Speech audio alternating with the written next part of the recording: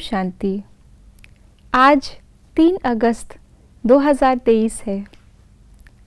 आज बाबा ने हमें मुरली में समेटने की शक्ति का एक प्रैक्टिकल उदाहरण दिया।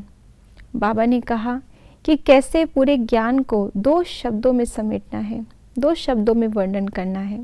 पहला, अपने शरीर के भान को छोड़ो, अर्थात अपने को आत्मा समझो, और दूसरा, मुझ बाप को याद करो।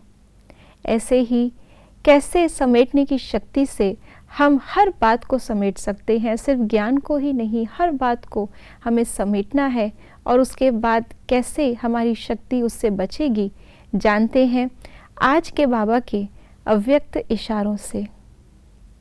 ज्वाला स्वरूप याद के लिए मन और बुद्धि दोनों को एक तो पावरफुल ब्रेक चाहिए और मोड़ने की भी शक्ति चाहिए। इससे बुद्धि की शक्ति व कोई भी एनर्जी वेस्ट ना होकर जमा होती जाएगी।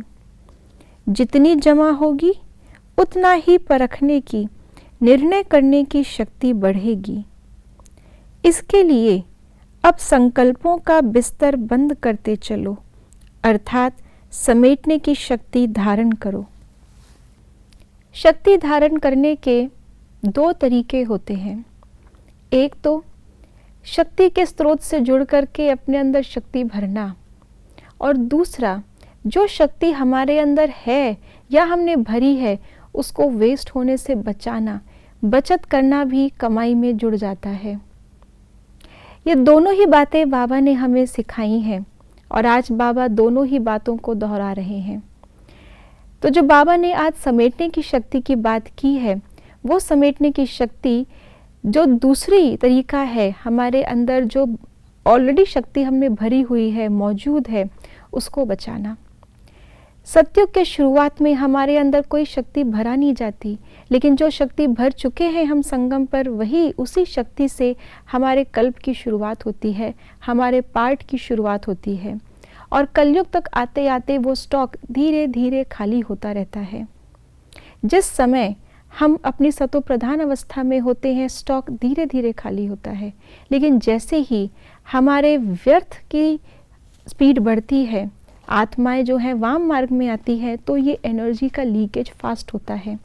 अगर इतनी बात भी हम ज्ञान से समझ लें तो इस समय शक्ति भरने का समय है।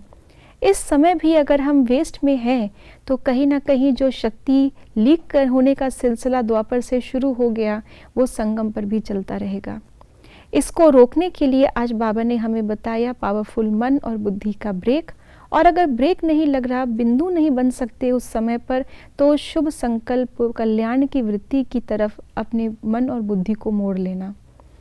ये समेटने की शक्ति से जब हम मन और बुद्धि को समेटेंगे तो हमारी परखने की शक्ति, निर्णय की शक्ति स्वतः ही बढ़ जाएगी, जिसकी डिटेल्स समय प्रति समय बाबा ने हमें बताई हैं।